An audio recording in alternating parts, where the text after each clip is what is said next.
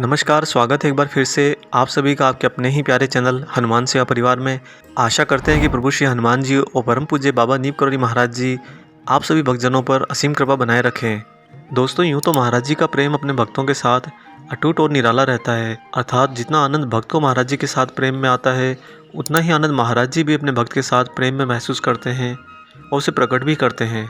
कई बार तो ऐसा भी हो जाता है कि उसी भक्त के प्रेम में महाराज जी विधि के विधान से भी लड़ जाते हैं और उसे पलट कर रख देते हैं। यह कोई अहंकारी भाषा का भाव नहीं, अपितु समर्पण का भाव है। महाराज जी ये सब इसलिए नहीं करते कि उन्हें किसी भक्त को अपनी शक्तियों का प्रदर्शन करना हो या अपनी लीलाओं का आभास कराना हो, अपितु महाराज जी तो ये सब भक्तों के लिए इसलिए करते हैं क्योंकि बाबा महाराज अपने भक्तों को कष्टों में देखकर द्रवित हो उठते हैं और वे तो करुणा के इतने गहरे सागर हैं कि भक्त की आंखों में एक आंसू भी नहीं देख सकते। जब भी जीवन में चाहे छोटा हो या बड़ा हो, कोई भी संकट किसी मनुष्य के आता है तो उसे लगता है कि यह संकट मुझे बहुत परेशान कर रहा है और फिर वो महाराज जी के पास दौड़ा चला जाता है, बात बात में बाबा को याद करता है। पर कभी वह ये नहीं सोचता कि ऐसा करके वह महाराज जी को भी तो कितना परेशान करता है। एक भक्त को अपने गुरु से, अपने ईश्वर से तभी प्रार्थना करनी चाहिए जब वह पहले अपने प्रयत्न करे, अपने कर्म करे, उसके बाद भी वह अगर बुरी तरह से हार जाए तो अंतिम भरोसा वह दिव्य शक्ति ही होती है।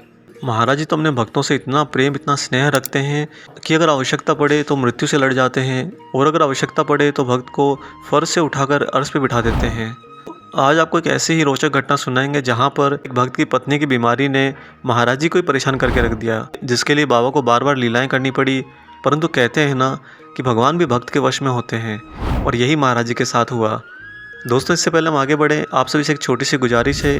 वीडियो अगर अच्छा लगता है तो वीडियो को लाइक ज़रूर कीजिएगा और इसे अपने सभी चिर परिचित दोस्तों, मित्रों और रिश्तेदारों में साझा कीजिए, शेयर कीजिए ताकि सभी तक महाराज जी का कथा प्रसाद पहुँचे। और जो लोग चैनल पर नए हैं, प्रथम बार वीडियो देख रहे हैं, आप सभी चैनल को सब्सक्राइब कर लीजिए और साथ ही बेल आइकन को ऑन कर लीजिए ताकि आने वाले सारे नए वीडियो आप तक सर्वप्रथम पहुँचें। अब आइए बिना देरी करे ले चलते हैं आपको इस अद्भुत वृतांत पर। दोस्तों, महाराज जी के एक अनन्य भक्त रहे हैं श्री प्यारेलाल गुप्ता। प्यारेलाल जी बरेली के रहने वाले थे। यूँ तो बाबा की कृपा से उनका परिवार बहुत सकुशल आगे बढ़ रहा था, परंतु एक बार उनकी पत्नी इतनी बीमार हो गई थी कि काफ़ी इलाज करने के बाद घर के लोगों ने उनके बचने की उम्मीद ही छोड़ दी थी। दवा में तो उनका विश्वास ही नहीं रह गया था, सिर्फ दुआ का ही आसरा बचा था। प्यारेलाल जी पूरा दिन भर काम करते, परंतु हर क्षण निरंतर महाराज जी का स्मरण करते थे। एक दिन जब वे अपनी पत्नी के लिए दवा लेने जा रहे थे तो रास्ते में एक सज्जन ने बताया कि महाराज जी आए हुए हैं। उन्होंने दवा के दुकान वाले को पर्ची दी और उससे निवेदन किया कि आप ये दवाइयाँ सीधा हमारे घर भिजवा दीजिएगा, मुझे महाराज जी के दर्शन करने जाना है, मैं बाद में घर जाऊँगा। दवा की दुकान वाला भी भला मनुष्य था, उसने कहा कि आप बेफिक्र जाइए, मैं अभी दवाइयाँ आपके घर पहुँचा देता हूँ।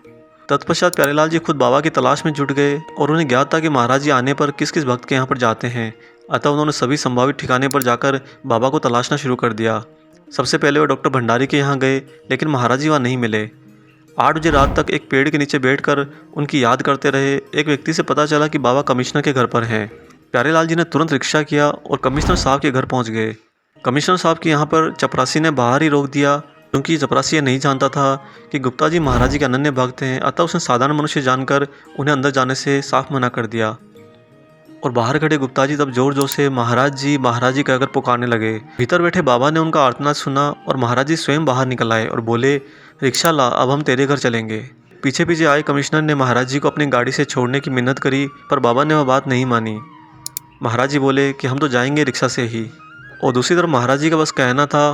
प्यारेलाल जी दौड़े दौड़े गए और एक खाली रिक्शा ले आए।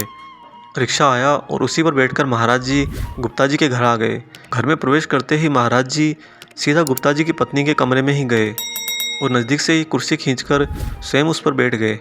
अगले कुछ क्षण तक महाराज जी बिल्कुल शांत रहे। इसके थोड़ी देर बाद उन्होंने अपना एक पैर उस चारपाई पर रखा जिस पर पत्नी लेटी हुई थी। प्यारेलाल जी की पत्नी का शरीर इतना जर्जर हो चुका था, इतना कमज़ोर हो चुका था कि उनसे हिला भी नहीं जा रहा था। फिर भी चूँकि महाराज जी सामने थे, अतः अपने मन की सारी ऊर्जा को संचय कर कर उनकी पत्नी ने काफ़ी प्रयास के बाद अपना माथा बाबा के चरणों से स्पर्श करा ही दिया।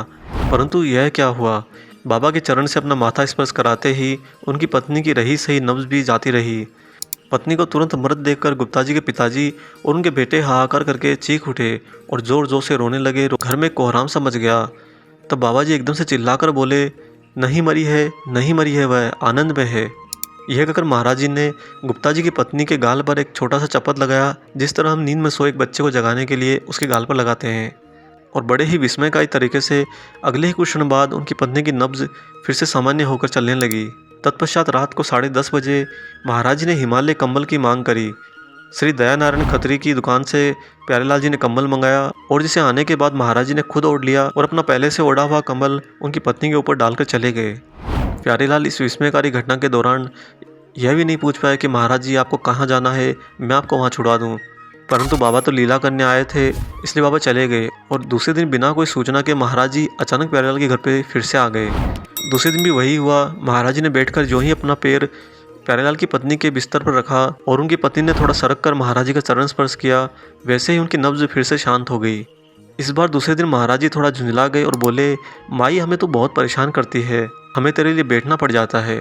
यहाँ पर महाराज जी के कथन का गूढ़ रहस्य यह था कि जब भी माई के प्राण लेने के लिए यमदूत आते, बाबा महाराज जी स्वयं वहीं बैठ जाते उसकी प्राण रक्षा करने के लिए। और जो ही महाराज जी ने यह कहा कि माई हमें तुम बहुत परेशान करती हो, अचानक से प्यारेलाल की पत्नी की नब्ज फिर से लौट आई और महाराज जी चले गए। इसके बाद तो पत्नी दवा दारू के बिना ही पूरी तरह से स्वस्थ हो गई। दोस्तों, इस घटना के कुछ वर्ष बाद उनकी पत्नी पुनः बीमार पड़ गई। पूरे मुंह से लेकर गले तक उनके फफोले पड़ गए, न कोई दवा भीतर जा सकती थी और न ही कुछ वह खा पी सकती थी। दुर्भाग्य की बात यह थी कि कोई दवा या इंजेक्शन भी कारगर नहीं हो रहा था। ऐसे में प्यारेलाल जी के पास एक ही समाधान होता था, महाराज जी। वह दौड़े दौड़े सीधे कैंची धाम गए और वहाँ जाकर बाबा को अपनी व्यथा सुनाई। उस समय बाबा महाराज किसी भक्त द्वारा लाई गई कचौड़ी दांत से काट रहे थे। वही कचौरी महाराज जी ने प्यारेलाल को दी और कहा कि ले जा माई को यह खिला देना। गुप्ता जी ने कहा कि बाबा, पानी तक तो उनके मुंह में नहीं जा पा रहा है और ये कचौरी। तब महाराज जी पुनः बोले, जा ले जा, खा लेगी, सब ठीक हो जाएगा। अंततः महाराज जी का आदेश पाकर वह कचौरी लेकर प्यारेलाल जी बरेली वापस लौट आए और लाकर उसे पत्नी को दे दिया, परंतु उन्हें विश्वास नहीं था कि उनकी पत्नी कचौरी खा पाएगी। पत्नी ने पहले तो उस कचौरी को माथे से लगाया और महाराज जी का स्मरण करके धीरे धीरे उसे खाना शुरू किया। अगले कुछ ही मिनटों में धीरे धीरे वह सारी कचौरी खा गई और गुप्ता जी फटी आंखों से दृश्य देखते रह गए। तत्पश्चात महाराज जी के आशीर्वाद से अगले ही 2 दिन में उनकी पत्नी पूर्ण रूप से स्वस्थ हो गई। इस घटना से न सिर्फ प्यारेलाल जी विस्मित थे, अपितु उनका इलाज करने वाले डॉक्टर भी दंग थे कि यह सब कैसे हो सकता है। परंतु दोस्तों, यह सब हुआ क्योंकि भगवान भक्त के वश में रहे। महाराज जी अपने भक्तों के वश में रहते हैं और सिर्फ भक्तों के प्रेम और समर्पण का ही भोग लगाते हैं। इसीलिए महाराज जी को करुणा का सागर कहा जाता है। वे कभी भी किसी भी अपने भक्त को, चाहे छोटा कष्ट हो या बड़ा कष्ट हो, उसे कष्टों में ज़्यादा समय तक नहीं रहने देते। आशा करते हैं आज का ये वीडियो आपको पसंद आया होगा। वीडियो अगर अच्छा लगा है तो जाते जाते इसे लाइक ज़रूर कीजिएगा और जो लोग चैनल पर नए हैं, चैनल को सब्सक्राइब जरूर कर लीजिएगा। मिलते हैं जल्द ही एक और ऐसे ही शुभ अंक के साथ। तब तक अपना और अपने माता पिता का पूर्ण रूप से ख्याल रखिएगा और प्रभु श्री हनुमान जी और महाराज जी की निस्वार्थ होकर सेवा करते रहिए। जय सिया राम।